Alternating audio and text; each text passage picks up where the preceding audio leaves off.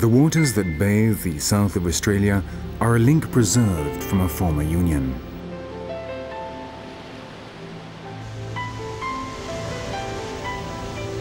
"50 million years ago, this island continent broke away from the Antarctic, abandoning it to the cold currents which froze it.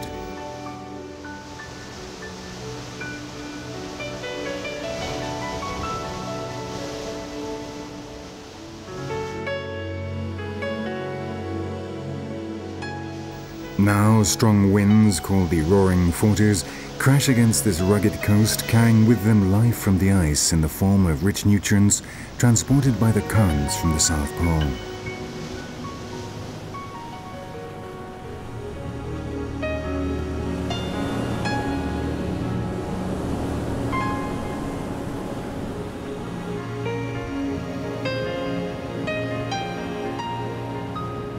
Deep down beneath the ice of the Antarctic, 2,000 kilometers from here, the cold waters collect minerals, oxygen, and carbon dioxide.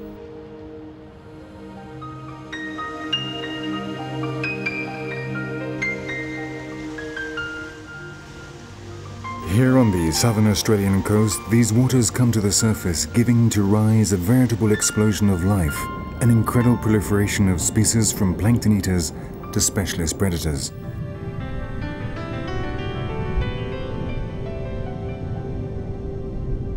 For the sharks, this is a region of plenty. The basic design of their bodies is 300 million years old and is literally perfect. But only one of them is called death.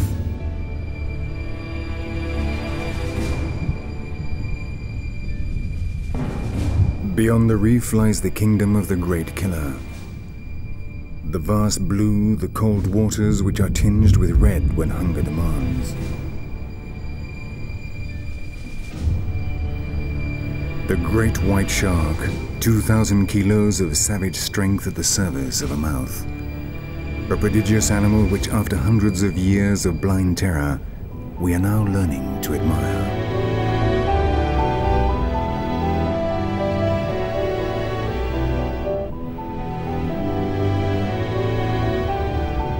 We are going to visit his domains.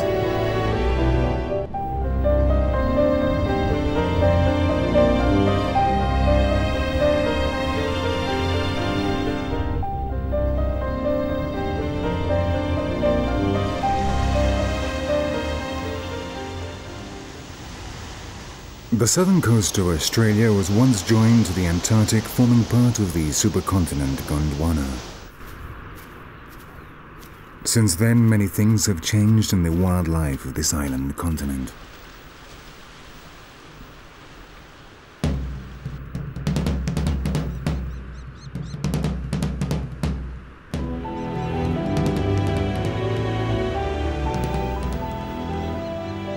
As it drifted north, the Australian plate crashed into Asia, bathing part of its coasts in tropical and subtropical currents.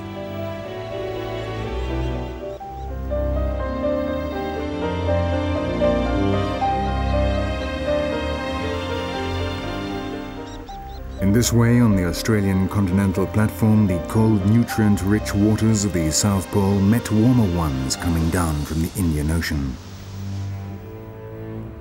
When Australia moved north and the Antarctic south, the system of ocean currents was changed. The Antarctic froze over and the top of Australia came into contact with the tropical currents. Today, both influences remain, creating the two types of water we are going to explore. People often think that the sea is full of life, that everywhere creatures of one size or another swim. However, that is not true. In fact, the open ocean is almost a desert with nothing to eat and no one to eat it.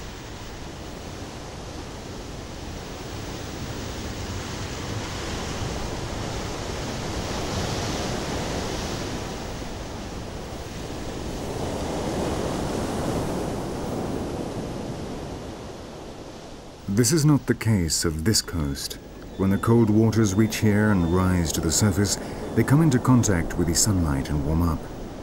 And it is precisely the presence of light that works the miracle and causes life to flourish along these beaches.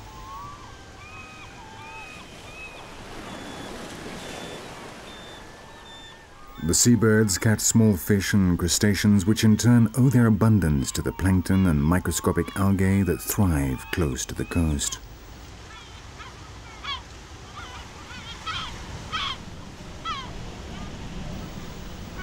These seabirds form colonies of thousands of individuals and contribute to fertilizing the water with their excrement rich in nitrogen.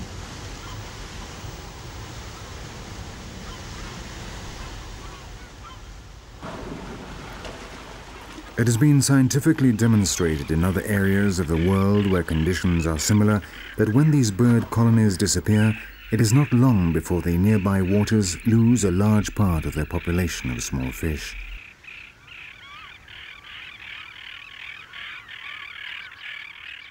This has not happened in southern Australia. Here, the chain of hunters and hunted is maintained intact and ready to take maximum advantage of the gifts sent from the Antarctic in the form of dissolved nutrients.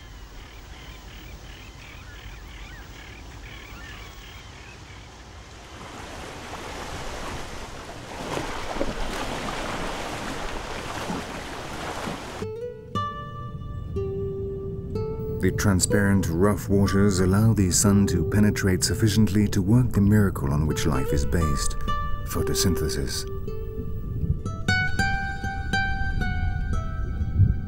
The brown seaweed form veritable forests stretching up from the bottom in search of the light at the surface.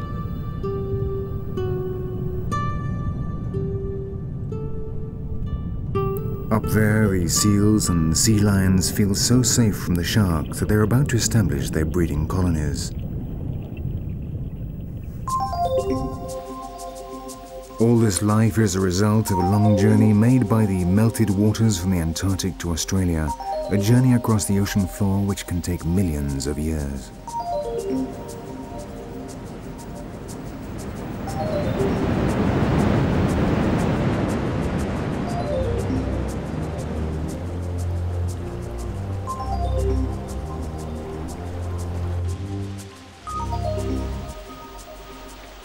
The process begins at the end of the Antarctic winter. The hours of sunlight become longer and longer until there are 24 hours of sunlight a day. And in the warmth, the gigantic solid blocks of ice slowly melt.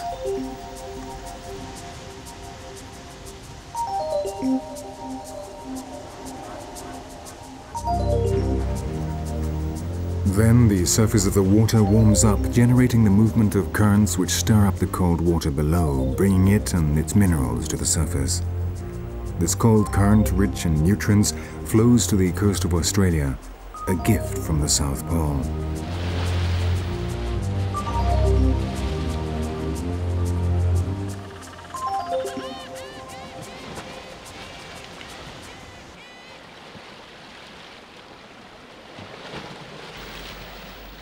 This regenerating force has an immediate effect which can be seen with the naked eye.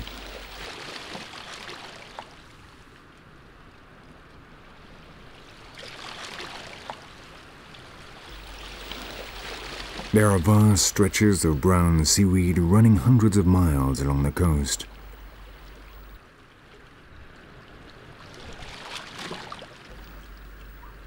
Here, animal and vegetable life flourishes, first in the form of microscopic algae, and later the zooplankton that feed on them.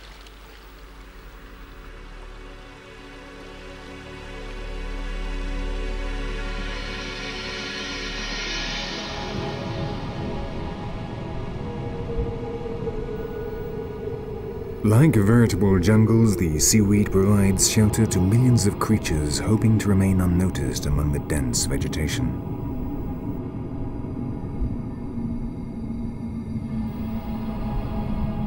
Kelp forests like this one contain so many different species that the variety of wildlife can be up to 20 times greater than in the warm waters of tropical seas.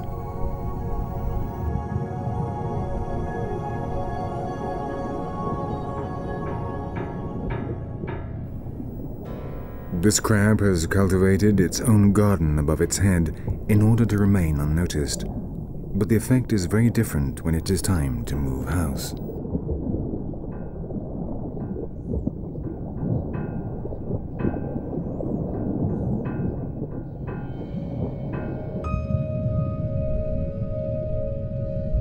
The brown seaweed is fixed onto the substratum by means of a strong claw-like grip, the only function of which is to serve as an anchor against the strength of the storms and currents.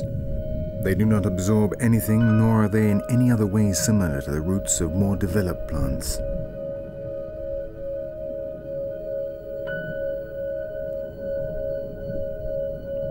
These provide an incredibly strong hold, a firm base for the rest of the plant whose biological obligation is to float and reach up to the light at the surface.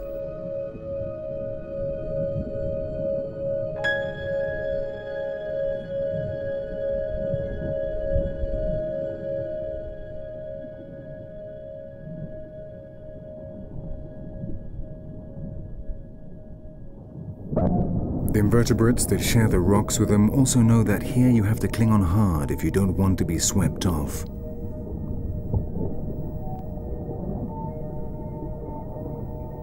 This is a world of washed-out colors and soft forms.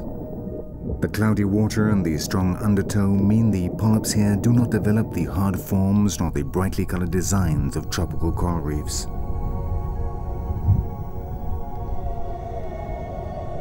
They try to catch their quota of plankton here where food passes in front of everyone, and all you have to do is take it.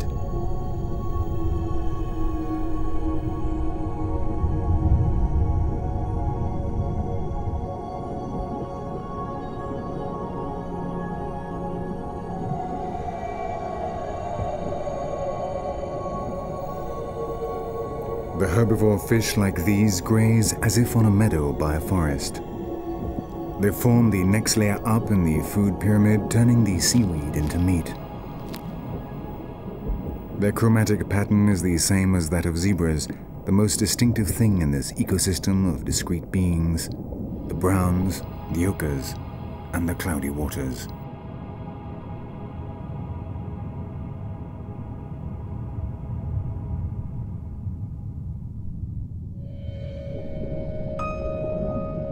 The masters of mimetism are without a doubt the cuttlefish who can control their pigment cells at will depending on the situation and their mood.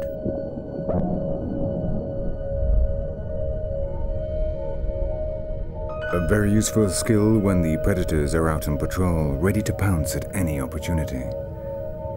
This is a heterodontiform shark, specialized in detecting invertebrates hiding in the sand.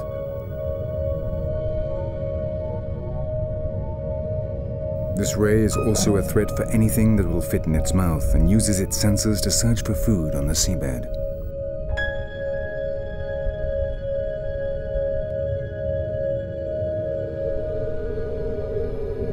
Dense waters, thick with biomass, full of mouths that eat everything.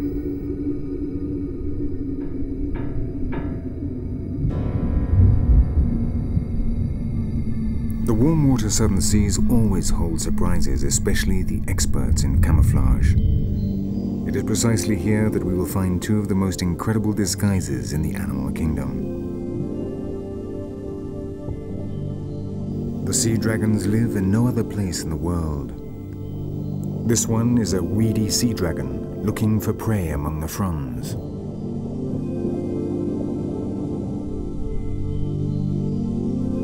But the apotheosis of this style is the other species that lives in these waters, the leafy sea dragon, a baroque fish related to the seahorses.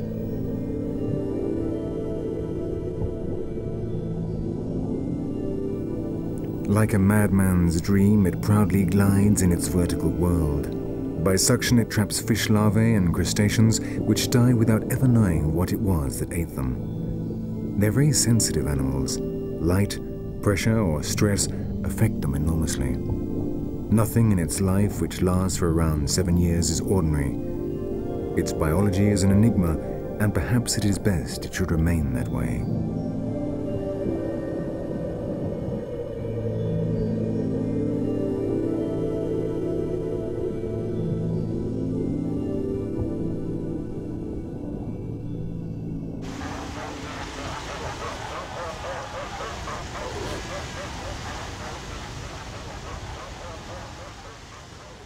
The abundance of fish around the forests of kelp and seagrass also attract the sea lions, who soon will establish their breeding colonies in the rockiest areas.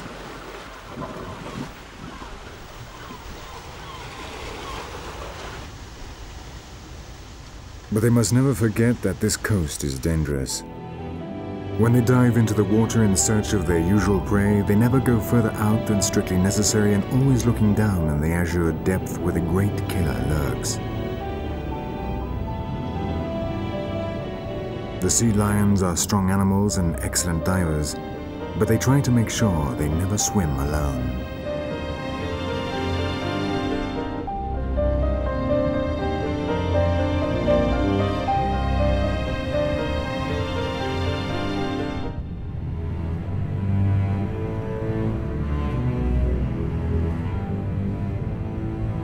Almost all the fish that live in open waters swim in groups. Without the protection of the seabed or the seaweed, the best tactic is to hide behind others, hoping that if an attack comes, you will not be the unlucky one. Synchronizing their movements thanks to the nerves running along their sides, banks of fish like these barracudas are both predators and potential prey.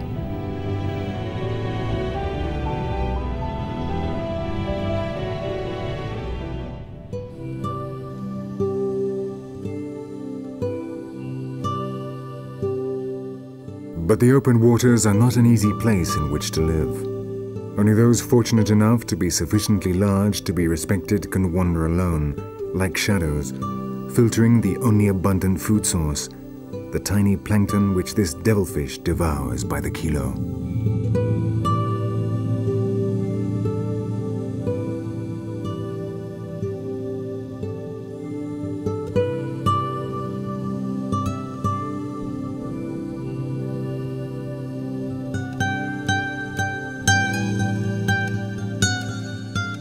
The others, small and vulnerable, mass together, trying to form larger beings in the hope of dissuading hunters.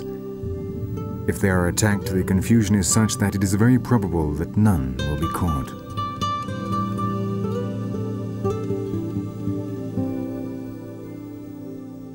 Everyone is both hunter and hunted, sea creatures of different sizes in search of food, and always an enemy somewhere close by.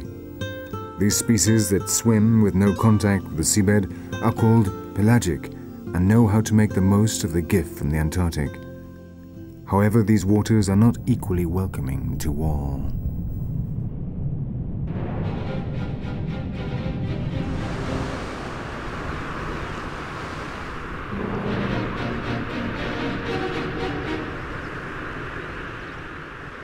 Here, where the confluence of two very different marine currents created a paradise for animals, is hell for the intruders at the surface, where the roaring forties make this one of the most dangerous places in the world in which to travel by boat.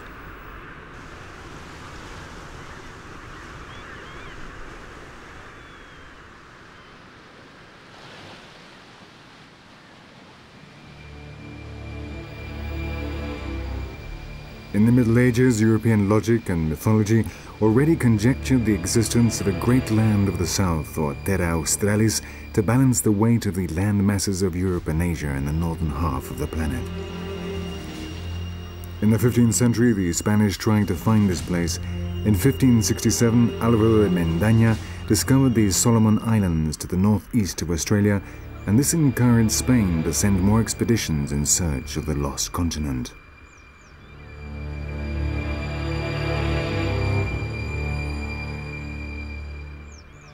The Spanish explorer Luis Valles Torres navigated between Australia and New Guinea, giving his name to the Torres Straits. But the Dutchman Dirk Hartog was the first European to land on Australian soil 72 years before the English pirate Dampier convinced the Crown of his country that this land was worth the trouble. And history would determine it would come under British rule.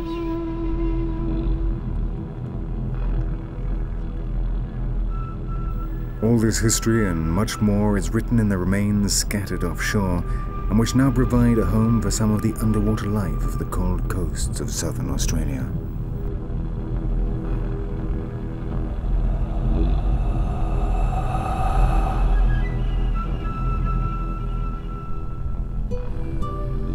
But if we travel north along the west coast, we come to a very different type of ocean floor. Following the underwater tracks of the manta rays and sea eagles, we enter the warm tropical waters which everyone thinks of as rich in life forms, but which in reality hide great surprises which we are going to discover.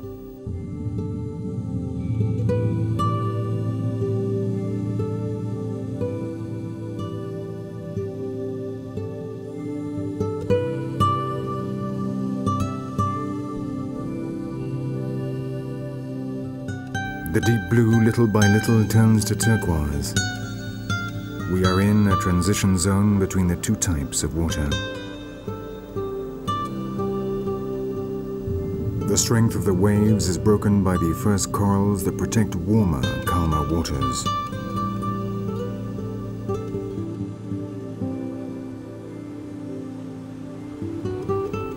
The bacteria that break down the organic material rapidly reproduce in these waters which are warm but still receive the gift from the Antarctic.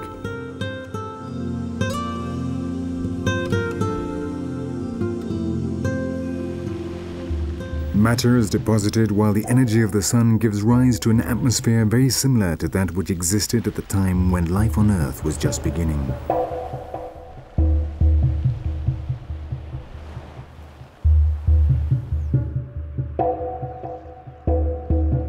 Here in Shark Bay, these strange forms bear the mark of a decisive moment in the history of our planet.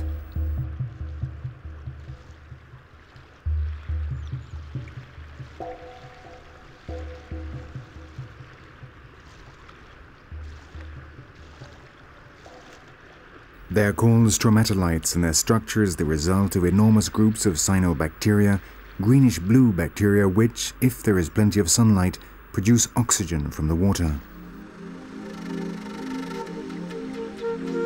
This may seem like just one more natural process, but if we consider they've been doing this for 3,500 million years, we will realize that they represent the origin of the evolution of all existing animals. From just water and light, they filled the atmosphere with breathable oxygen. Without them, we would not be here. In this area, the cyanobacteria produce a sticky mucus which traps the particles of sand. This structure is then strengthened by calcium carbonate carried in the seawater. But these stromatolites are not the only phenomenon exclusive to Shark Bay. On the beaches of Monkey Mia, there are frequent meetings between two of the most intelligent mammals in the world.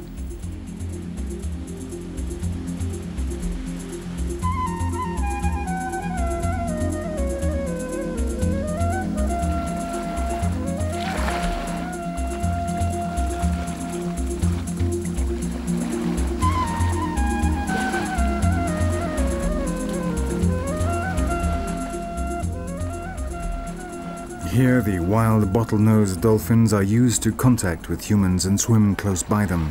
Such is the attraction that guards are necessary to ensure that people do not frighten marine visitors.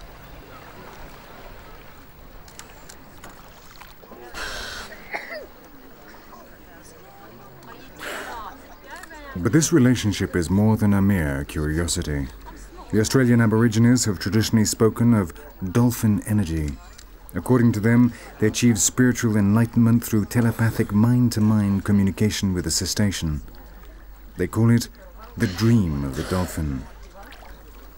According to this ancient legend, human beings are descended from dolphins, which never forget they are related to man.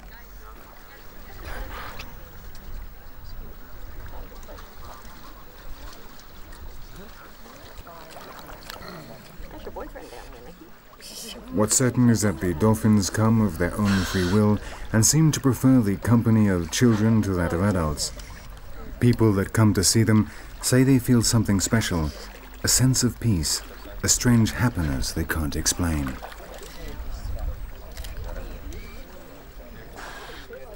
The dolphins even bring their young here, who thus learn to trust humans. But why do they do it? From a strictly biological point of view, it makes no sense, unless we introduce such unscientific terms as affinity or interspecies friendship. All the experiments carried out have demonstrated the evident improvement of people with problems in relating to their surroundings when they are given therapy sessions with dolphins. It has been scientifically proven that dolphins have saved the victims of shipwrecks by carrying them or leading them to the beach, that they use complex language and are able to establish close relations with humans.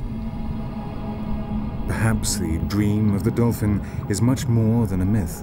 Perhaps once again the Australian Aborigines long ago realized a zoological truth which has not yet been discovered.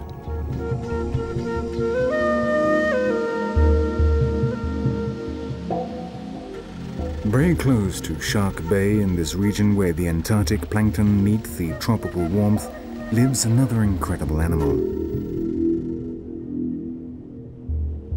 It is not related to the seals or the whales. It has its own style and is called the dugong.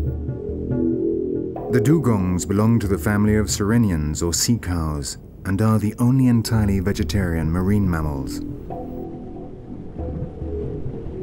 To maintain their 300 kilos in weight, they need to feed constantly on the underwater pastures, and it is a complete mystery how they manage to live on a diet with such a high salt content. Their upper lip directs the seaweed into their mouths.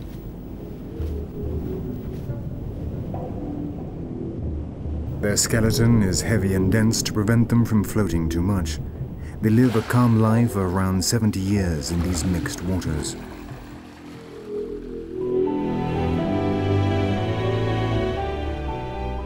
As we move further up the west coast of Australia and approach the Tropic of Capricorn, corals are more in evidence and start to form reefs.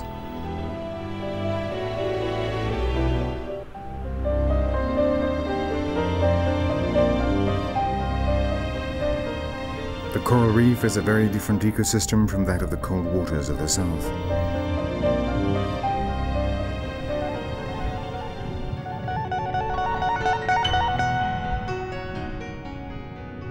The water is filled with light and color.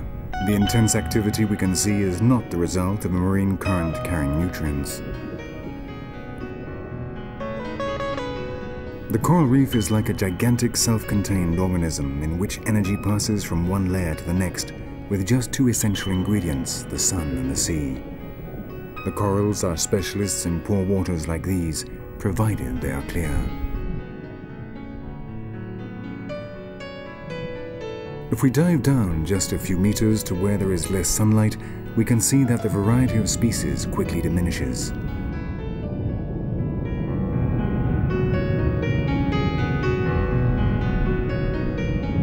Nearer the surface, the coral world flourishes in all its splendor. Over 2,000 types of animals live here with strange relationships among the different species, all of them adaptations to ensure survival in such a competitive society. This is a pair of clownfish who choose to live where others die. They confidently swim between the stinging tentacles of this anemone, knowing no harm will come to them. The tentacles are armed with poisonous cells, which would mean certain death for any other fish.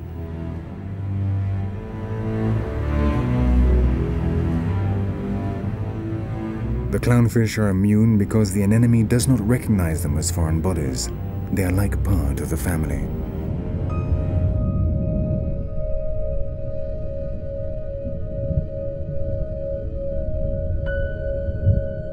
The entire reef is full of specialists ready to eat anything edible.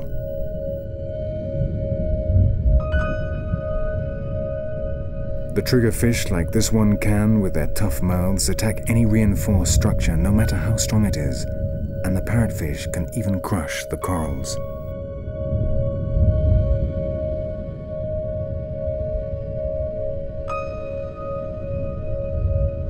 If you're among polyps, the best thing is to look like them, and we already have met the master of imitation. The cuttlefish also lives here, just one more piece in the intricate puzzle of the reef.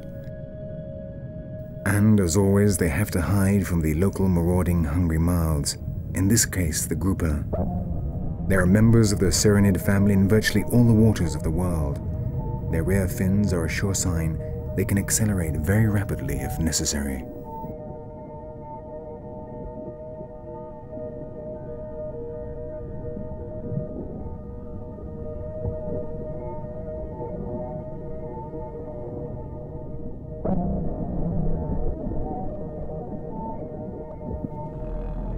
One of the most dangerous killers is not, however, particularly large.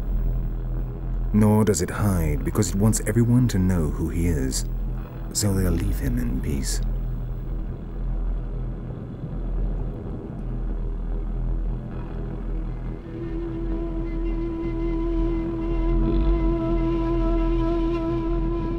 It is a sea snake of the Laticauda genus, a reptile which evolution has returned to the sea, adapting its anatomy to the new medium.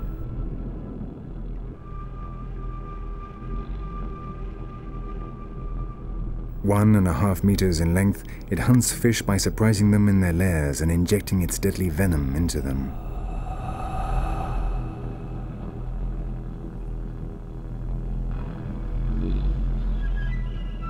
Its flattened tail serves as a fin, making it easier to move around this strange, unpredictable landscape full of holes and cavities. Though it lives in the water, this species must periodically return to land to mate and lay its eggs. Like all snakes, it is dependent on the temperature of the environment it lives in, and so can only survive in warm waters like these.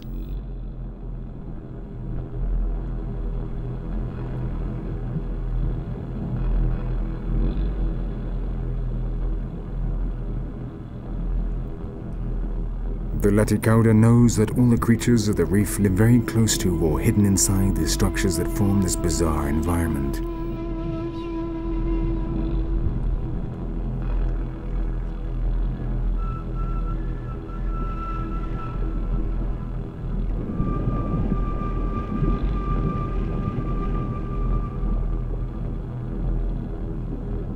In their constant wanderings around the coral reef, it is common for two of these snakes to meet. When that happens, it is important their natural aggression should be inhibited until they recognize each other, and so they embrace and remain still until they have made sure.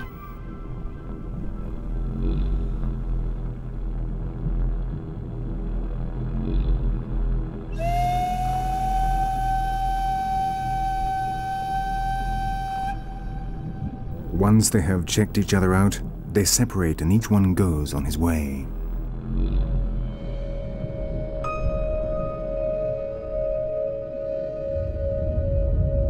But the corals are animals and would not be able to take advantage of the energy from the sun were it not for the fact that inside them live tiny algae called zooxanthellae. These produce oxygen and carbon and generate the limestone that forms the hard skeleton of the corals. The more sunlight, the more they grow.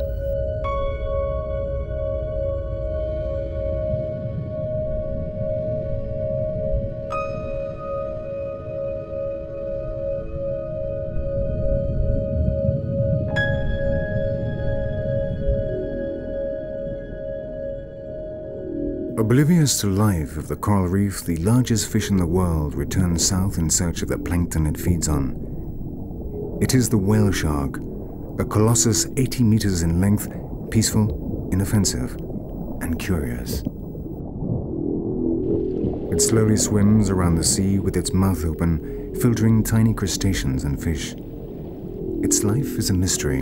In fact, it was only discovered by science relatively recently. With him, we are returning to the cold waters where we began our story.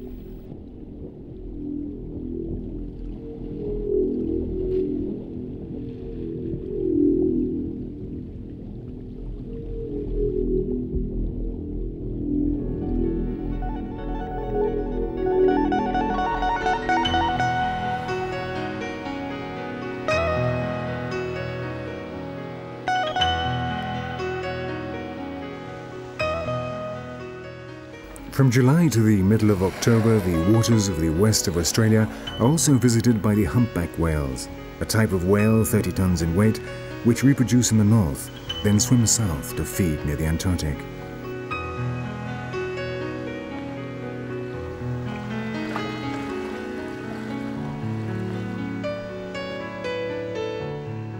On these seasonal migrations, the humpbacked whales swim close to the shore and are easily recognizable from their enormous pectoral fins up to 5 meters long. These are the longest limbs of any living animal.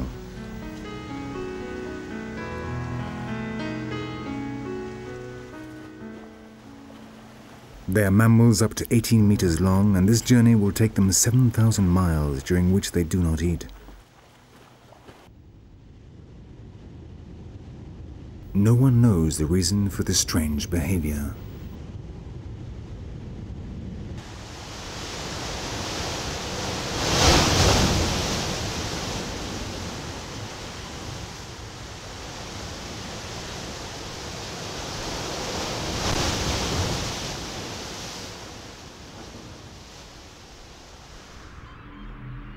With them we arrive in the dominions of the great white shark, the dark blue waters.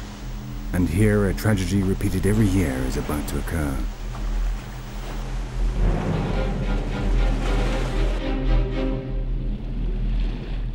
The sea lions sense that the breeding season is approaching. Along the coast of southern Australia and Tasmania, they begin to gather near suitable places, playing and swimming with a characteristic skill. The mature males remain aroused for days, rounding up their harems, fiercely defending them from rivals.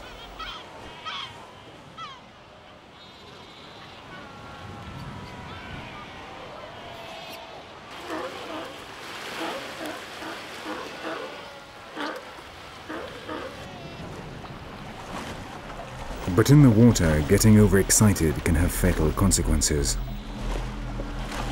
For underwater, they are not alone.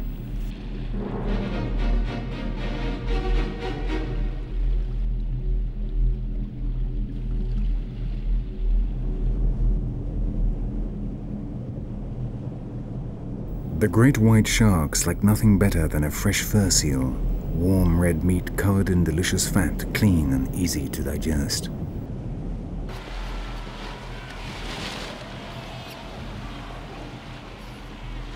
Despite the name, the fur seals are not seals at all. They belong to a different family, that of the sea lions. One difference is that they have ears, and another, equally obvious one, is that the sea lions use their rear flippers to walk on land like any other mammal.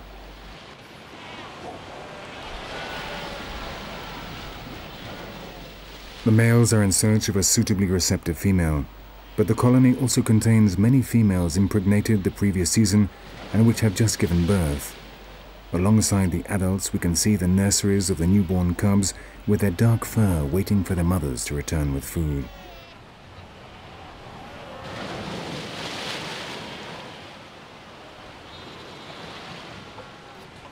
Among the rocks, they become curious about this newly discovered world, the vast blue horizon that stretches before them. For now, they are only allowed to splash around in the pools left by the retreating tide, but the sea is calling them, and their worst enemy knows it.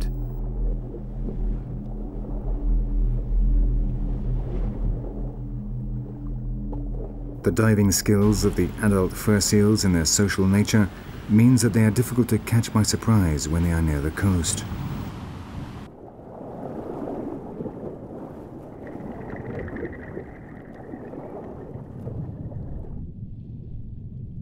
But the great white shark comes to its annual rendezvous with the seal cubs.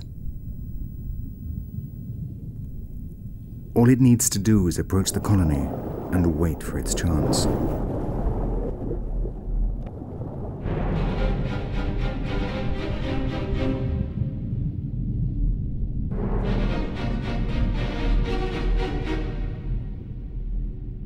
This individual is 8 meters of sheer fury and almost 2,000 kilos of expert hunter. Though it is a fish, its blood is 10 degrees centigrade warmer than the surrounding water, so its muscles perform better in attack. It detects the electrical fields generated by its victims and is equipped with a system of navigation based on the Earth's magnetic field. Its sense of smell is infallible, and the muscles around its eyes are warmer than the others to give it optimum sight.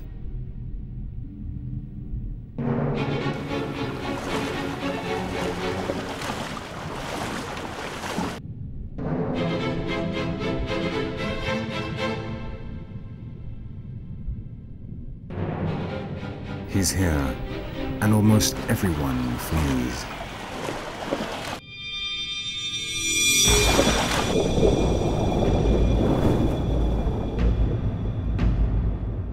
Once more, the White Death has claimed a victim, staining red the blue shroud of the baby sea lion. The sideways movements of the head help the serrated teeth to cut through the young flesh like butter.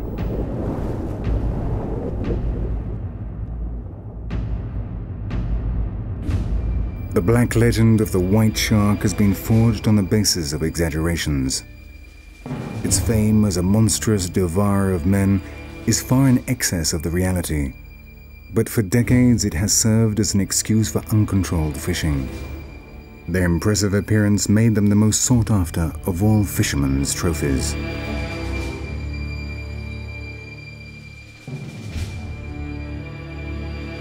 In reality, attacks on humans are rare, and strangely many of the victims survive. Like these 3 mutilated men who now spend their lives killing the white sharks that attack them. Why has such an efficient predator left so many men alive? The myth of the man-eater, which began with the reconstruction of the enormous jaw of a now extinct relative of the great white, is slowly being replaced by fascination for such a unique animal.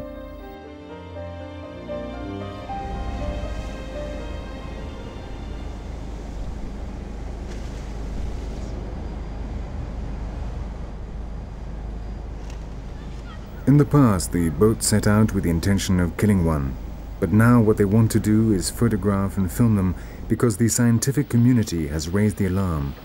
This is a vulnerable animal that could disappear if overfishing is allowed to continue.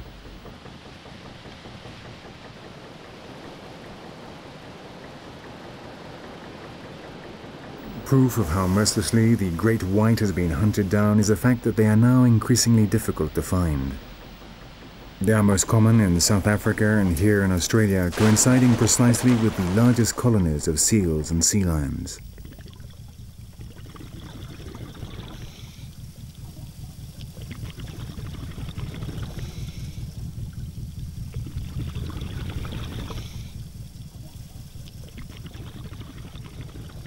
There he is.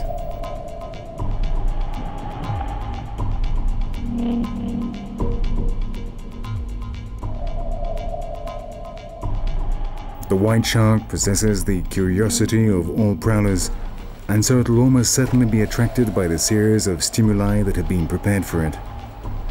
The cages guarantee the safety of the camera operators, who with their flippers and neoprene diving suits look dangerously like the sea lions the whites usually eat.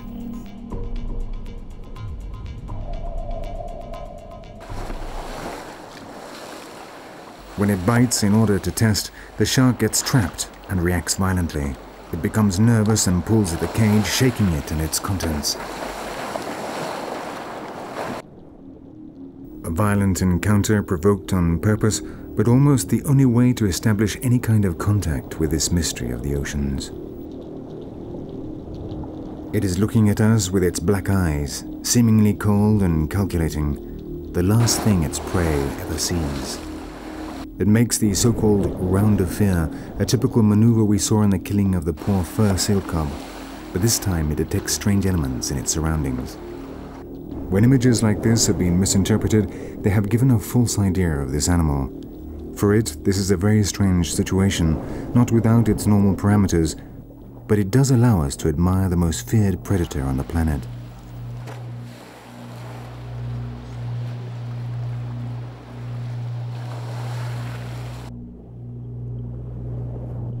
They are difficult to observe. They have to be lured with bait. It is virtually the only way to see them. But when the great white comes to these encounters, its nervous behavior is as a result of the smell of blood and the stress caused by the boat and the metal cages. It bites because a situation like this insults its finely tuned senses, but attracts the curiosity of the hunter. We now know that the white shark only attacks men by mistake or in self-defense, when in these cloudy waters it mistakes them for its normal prey, the sea lions. Now we understand why in these cases it bites once, then lets go, when it recognizes the texture and taste of humans, which it doesn't like. Now we know that every year many more people die as a result of lightning strikes or bees than from shark attacks.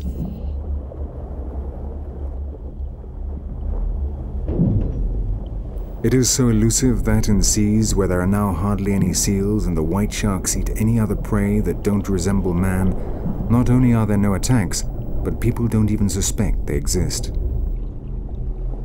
This is the case, for example, on the Mediterranean coasts of Spain, where the millions of tourists on the beaches are entirely unaware they share the water with this animal.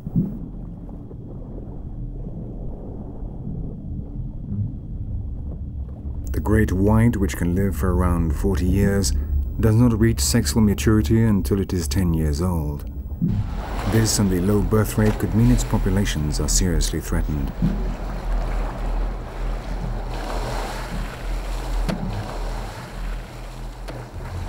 This fantastic animal is a symbol of the sea in which it lives, the sea which we are threatening, a much more deadly threat than the great white.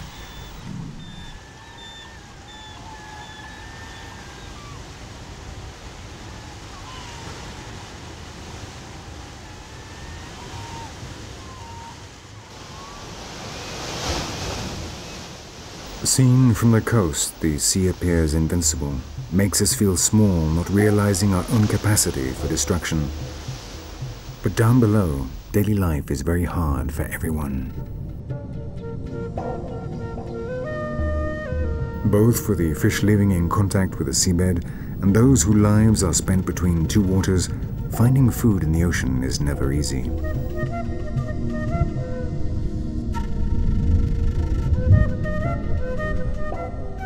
All the seas of the world are interrelated systems. There is, in truth, only one sea, though we give it different names. Within this complex world, where all beings are important, the sharks occupy a very special place.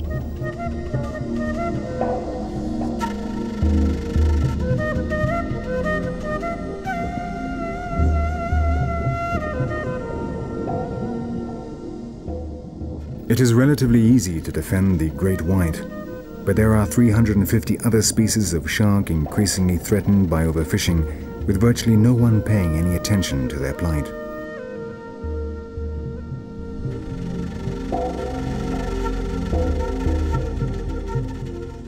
Recent biological research into the shark's incredible metabolism may provide remedies for many human diseases, including cancer.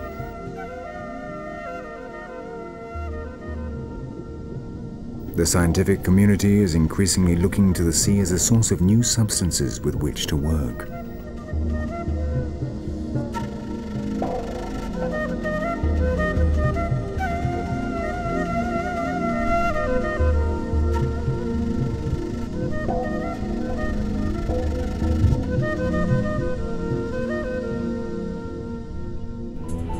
They are perfect zoological machines that have barely changed since they were first created. Like all good designs, they have not been modified and continue to function.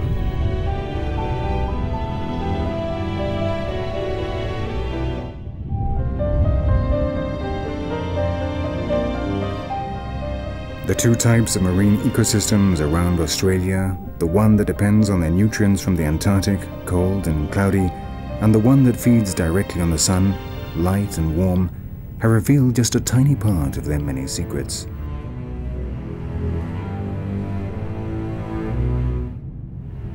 No one knows how many answers lie in these waters, but one thing is certain: in the deep, vast blue, in the salty abyss in which all these creatures live, only one is king.